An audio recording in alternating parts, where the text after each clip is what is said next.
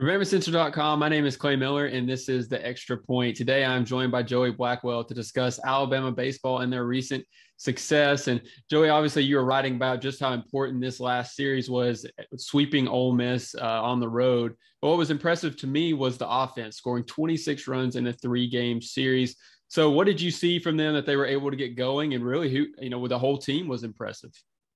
Well, really, their bats have been improving over the past couple of weeks. We saw what they could potentially do when we saw them play Samford last week, where they won 10-1. And then that momentum just kept on building. Like you said, they had 26 runs off 25 hits over the course of that three-game stretch.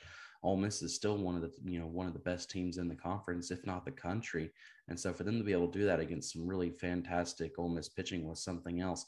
I like what I've seen from players like Jim Jarvis. Andrew Pinckney's coming about. Having Will Hamiter back from injury is also a good thing for them. Tommy Seidel is still batting very, very well, the transfer from Harvard. So overall, just very impressive what I've seen from Alabama baseball offensively this past weekend. Obviously, they're getting, towards the end of the year, trying to make a push toward the playoffs, but they have a really big series coming up against the number one team in the country. Where do you think they stack up against a team like Tennessee right now, big picture? Well, Tennessee has a very, very talented team. They're number one in the country for a reason. Their pitching is just as good as their hitting. They have a lot of power guys. They also play a lot of small ball, so they're able to drive in a lot of runs.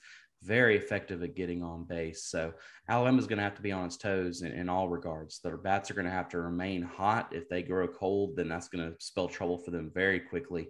At the same time, Alabama's pitching also has to be top tier.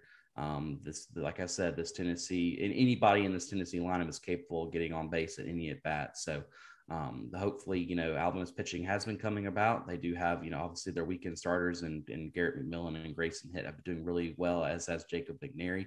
And if they can pitch like they did last week against Ole Miss, hopefully we'll be at least picking up a win this weekend. Certainly good signs for Alabama baseball, showing a lot of improvement since the beginning of the year, and hopefully they can continue to improve at the end of this year. Thank you so much for joining me today, Joey. Appreciate your time.